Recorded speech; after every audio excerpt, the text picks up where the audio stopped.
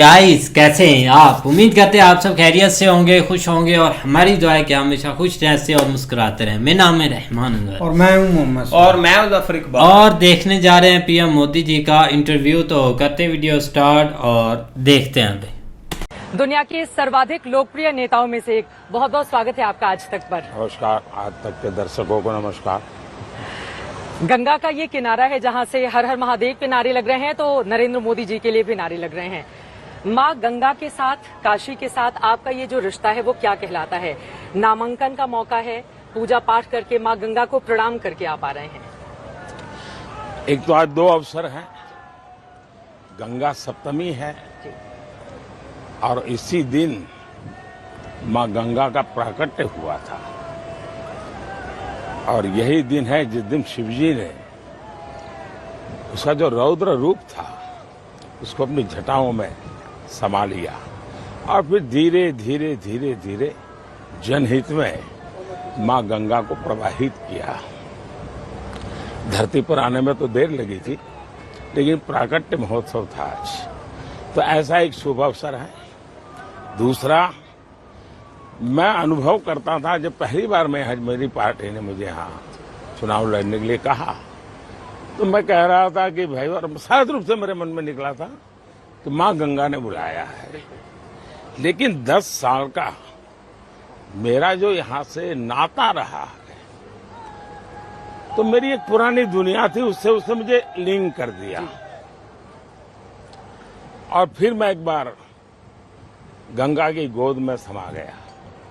मां गंगा ने गोद ले लिया है आपको, और इसलिए मैं हमेशा भाव रखता हूं कि मां गंगा ने मुझे गोद लिया है और मां के जाने के बाद मुझे ये भाव और ज्यादा तीव्र हो गया है। मेरे रग रग में, मेरे भाव विश्व में मां गंगा ने उस रिक्तता को भरा है।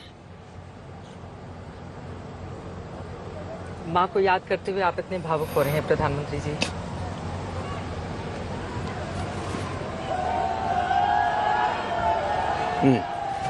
ये जो आपकी भावना है, मां गंगा ने एक वक्त पर आपको बुलाया और फिर आप काशीवासी ही होकर रह गए। यहाँ के लोगों का जिस तरह से प्यार स्नेह आपको मिलता है और मां गंगा का आशीर्वाद, काशी वाले तो ये भी कहते हैं कि अगर रानी अहिल्याबाई के बाद किसी ने काशी नगरी को बदलने का काम किया है, इसको विकास की तीव्रता देने का काम किया है, तो वो नरेंद्र मोदी हैं। मैं काशीवासियों का आभारी हूं, वो इस भाव से इस काम को देख रहे हैं। लेकिन जब 10 साल पहले मैं आया था तो एक जनप्रतिनिधि बनने के लिए यहाँ के लोगों के मतदाता के रूप में, नागरिक के रूप में देख करके आया था। लेकिन 10 साल में उन नागरिकों ने, उन काशीवासियों ने मुझे देखते ही देखते बनारस ही बना दिया। आप पूरे बनारसिया ही हो गए हैं। रोड शो के दौरान जिस तरह का जन सैलाब उमड़ा हुआ था, आपकी एक नजर लोगों पर पड़ जाए उसके लिए लोग व्याकुल हुए चले जा रहे थे। तो ये जो लोगों की भावना है आपके प्रति, वो क्या बताती है काशी में जब आप आते हैं और बनारसिया हो जाते हैं? इसका मूल्यांकन मैं नहीं कर सकता हूं, लेकिन मैं इतना कह सकता हूं कि भारत के नागरिकों के अंदर एक आध्यात्मिक प्रवाह अविरत बहता रहता है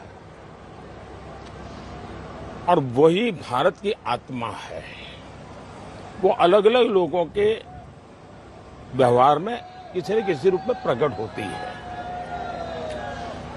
और मुझे जब दो लोग इतना प्यार देते हैं, इतना आशीर्वाद देते हैं, तो मैं उसमें मुझे नहीं देखता हूं, नहीं मेरे सामर्थ्य को देखता हूं, नहीं मेरे कुछ किए हुए कामों को देखता हूं। जब वो मुझे आशीर्वाद देते हैं, भक्ति भाव की अभिव्यक्ति करते हैं, तो मुझे लगता है कि शायद मेरी जिम्मेवारी बहुत बढ़ गई, मेरा दायित्व दिनों दिन बढ़ रहा है। और जब समाज का छोटे से छोटा व्यक्ति और परिवार का छोटे से छोटा बच्चा समान रूप से ये भाव व्यक्त करता है, तो मुझे लगता है कि पहला मुझसे कोई गलती ना हो जाए।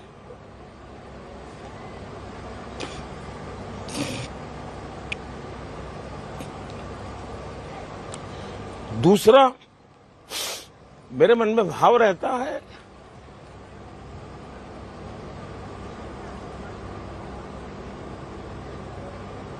हो सकता है मेरी मां ने मुझे जन्म दिया,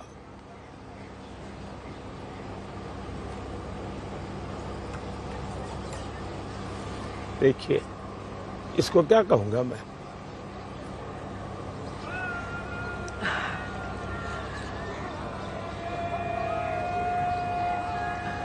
ये भाजपा नहीं है जी, वो शायद मुझसे जोड़ने के लिए झंडा रखा है हाथ में, बिल्कुल, लेकिन वो किसी संत परंपरा का व्यक्ति है। तो तब मुझे लगता है कि शायद परमात्मा ने स्वयं ने मुझे किसी काम के लिए भेजा है, और परमात्मा ने भारत भूमि को चुना, परमात्मा ने मुझे चुना, और एक प्रकार से मैं अब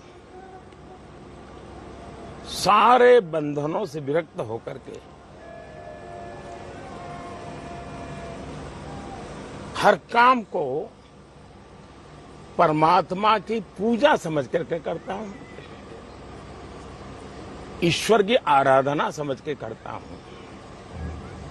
और जब मैं ईश्वर के रूप की बात करता हूं तो वो ईश्वर जो हमने किसी ने देखा नहीं है, निराकार है। दूसरा, मैं जनता जनार्दन को भी ईश्वर का रूप मानता हूं। तो 140 करोड़ देशवासी को ईश्वर का रूप मान करके परमात्मा ने मुझे जितना जीवन दिया है, उसकी एक एक क्षण, एक एक पल और शरीर का एक एक कण सिर्फ और सिर्फ मां भारती के लिए है, 140 करोड़ देशवासियों के लिए है, और यही मेरी ईश्वर की आराधना है। अब देश के लोग ये जानना चाहते हैं कि एक नरेंद्र मोदी जो बड़े और कड़े फैसले लेने के लिए जाते हैं, दुनिया भर में जिनके धाक है, जिन्होंने अपने निर्णयों से लोगों को चौंका दिया है, और जब काशी में आते हैं नरेंद्र मोदी तो बिल्कुल किसी छोटे बालक की तरह उनकी आंखें भरी होती हैं। वो माँ की बात कहते हुए भावुक होते हैं। उनकी जो जुबान है वो सोचने लगती है कि क्या बोला जाए। तो ये जो दो अलग अलग नरेंद्र मोदी हैं, इसको अलग कैसे अलग लोगों नहीं तक है। पहुंचाएंगे आप मैं कंपैरिजन मेरी नहीं कर रहा हूं, लेकिन जो मैंने सीखा है इसमें से मैं समझा सकता हूं। आप श्री कृष्ण को गायों के बीच देखें और श्री कृष्ण को अर्जुन का रथ चलाते देखिए, आपको दो रूप दिखेंगे, लेकिन कृष्णा एक है, कृष्णा अलग नहीं है। अलग अलग घाटों से हम होते हुए जा रहे हैं। 88 घाट हैं इस पूरे काशी नगरी में। नमामि गंगे प्रोजेक्ट के तहत आपकी ओर से बहुत ज्यादा काम करवाया गया, और यहाँ पर घाटों की साफ सफाई अपने आप में लोगों को आकर्षित भी करती है। 2017 और 18 का जो काशी में आने वाले लोगों का आंकड़ा था वो तकरीबन 62 लाख था। 2022-23 में वो पहुंचकर 7 करोड़ हो गया है। और काशी के लोग बताते हैं कि जब जब मोदी यहाँ आते हैं तब तब पर्यटकों की तादाद, श्रद्धालुओं की तादाद बढ़ती चली जाती है। हमारे देश में दुर्भाग्य से भारत के सामर्थ्य को नकारा गया। इतना ही नहीं, उसको एक प्रकार से नीचा दिखाने का भरपूर प्रयास हुआ।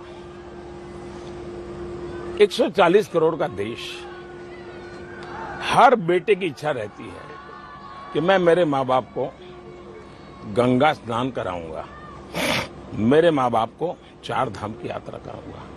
अब मैं अध्यात्म, भावुकता सब छोड़ दूं, लेकिन मैं एक कॉमर्शियल माइंड से सोचूं, फाइनेंशियल माइंड से सोचूं, 140 करोड़ का मार्केट, जो गंगा जाना चाहता है, जो चार धाम जाना चाहता है, जो द्वादश ज्योतिर्लिंग जाना चाहता है, जो अष्ट गणेश की पूजा करना चाहता है, जो 51 शक्तिपीठ जाना चाहता है, इतना बड़ा, और वही तो इस देश के मालिक हैं, उन्हीं को तो टैक्स से देश चलता है। क्या उनको शुद्ध पानी नहीं मिलना चाहिए? उनको सफाई नहीं मिलनी चाहिए? क्या उनको टॉयलेट की सुविधा नहीं मिलनी चाहिए? उनको रात गुजारनी है तो अच्छी व्यवस्था नहीं मिलनी चाहिए? उनको इंटरनेट कनेक्टिविटी नहीं मिलनी चाहिए? और मैं मानता हूं ये उनका हक है। चूंकि ये धार्मिक स्थान है, इसलिए मेरे देश के लोगों का हक मैं छीन लूं, ये मुझे गवारा नहीं है। तो मैंने इसमें इकोनॉमी भी देखी है और इसमें मैंने भविष्य भी देखा है। और जब आप अपनी चीजों का सम्मान करते हैं, गौरव करते हैं, तब जाकर के दुनिया करती है। बिल्कुल। और G20 समिट में मैंने एक प्रयोग किया कि मैं G20 को मोदी तक सीमित नहीं रखूंगा, मैं G20 को दिल्ली तक सीमित नहीं रखूंगा, मैं G20 को देश के अलग अलग स्थानों पर 200 मीटिंग करके ले गया। बिल्कुल।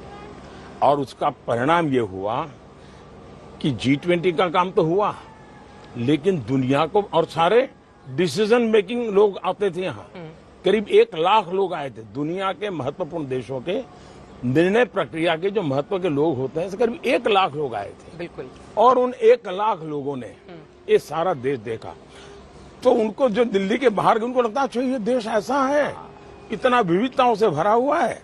तो मैंने मेरे देश का ब्रांडिंग करने के लिए भी G20 का उपयोग किया। बिल्कुल।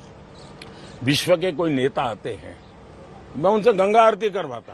बिल्कुल। उसमें मुझे क्या, मैं इनका हिंदूकरण नहीं कर रहा हूं। मैं उनको प्रकृति के प्रति हमारा प्यार क्या है, हम प्रकृति के प्रति कितने समर्पित हैं, हम प्रकृति के संघर्ष करने वाले लोग नहीं हैं, हम प्रकृति का विनाश करने वाले लोग नहीं हैं, हम प्रकृति का संरक्षण करने वाले लोग हैं, हम प्रकृति का संवर्धन करने वाले लोग हैं।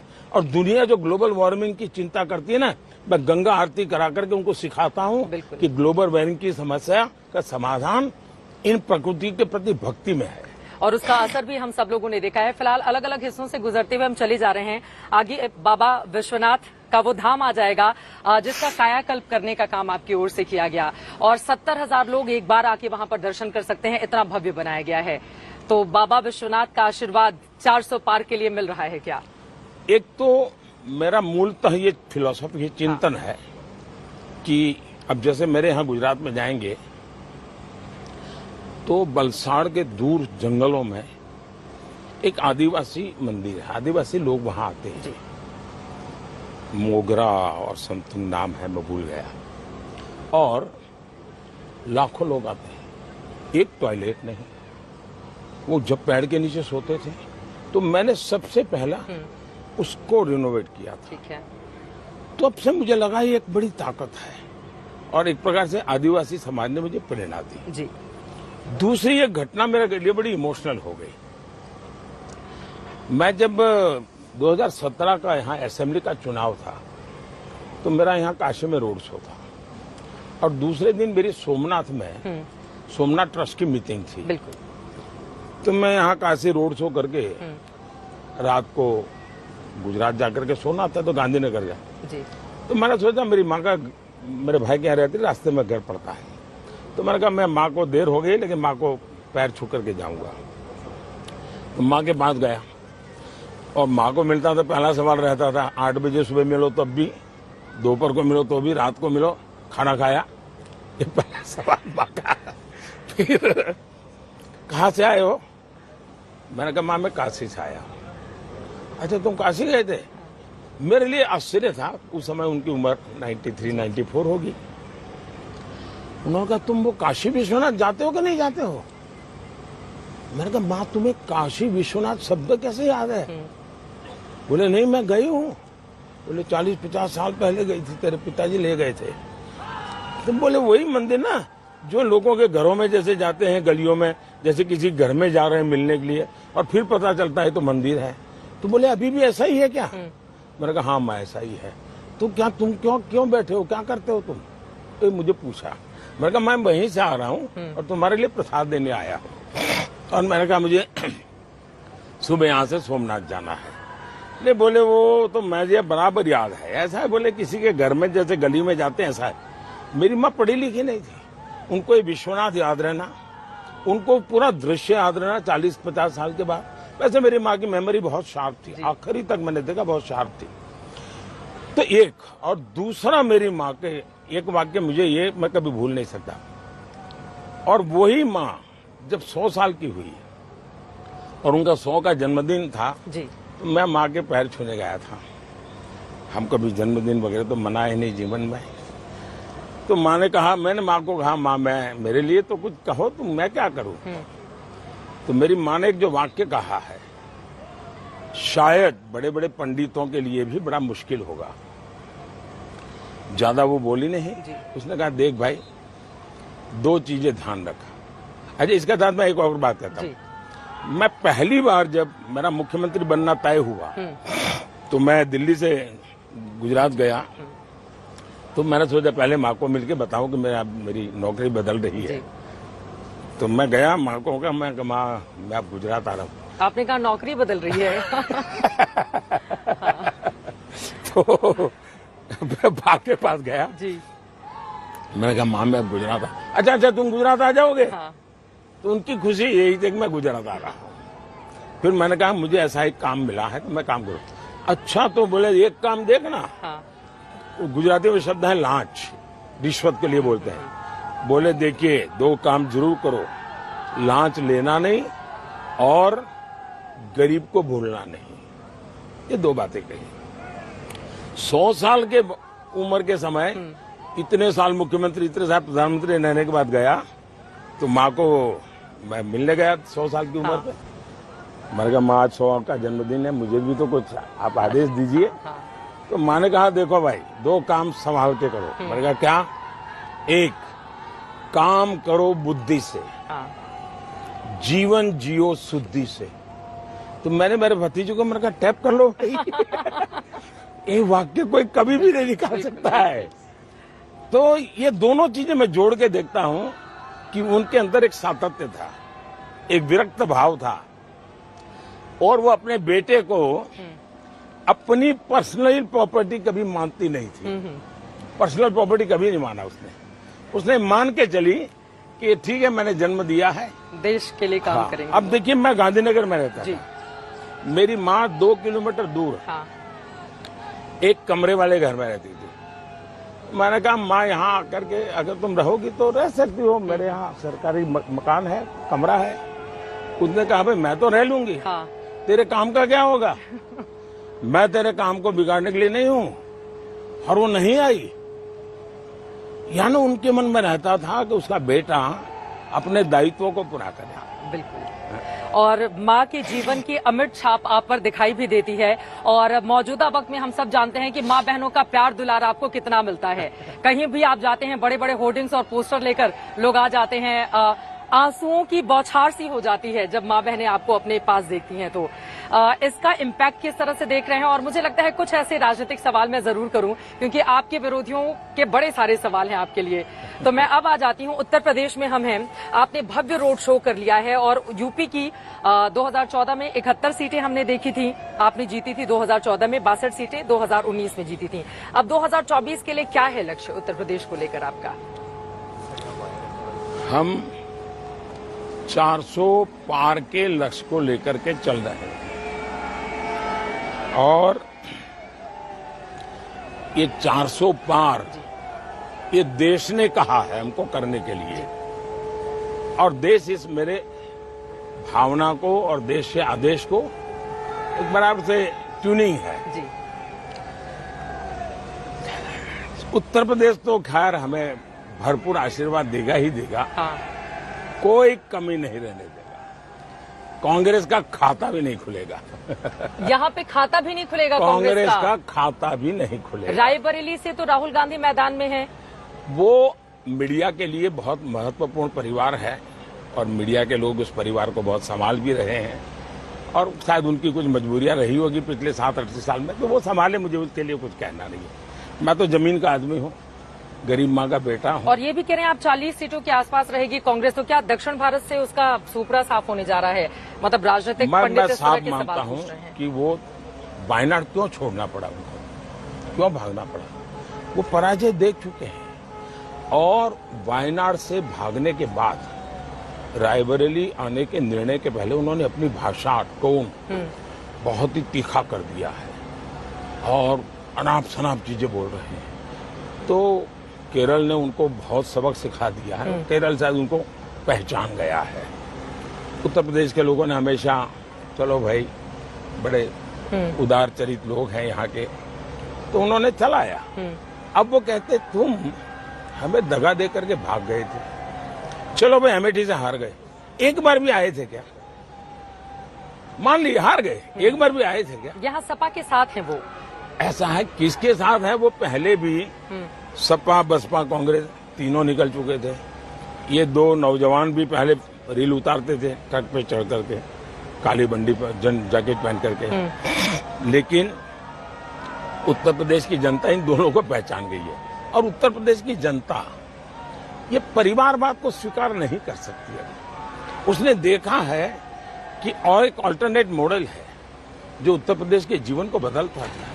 और योगी जी के नेतृत्व में ये चीजें हुई है, परिवर्तन आया है और उसका असर है।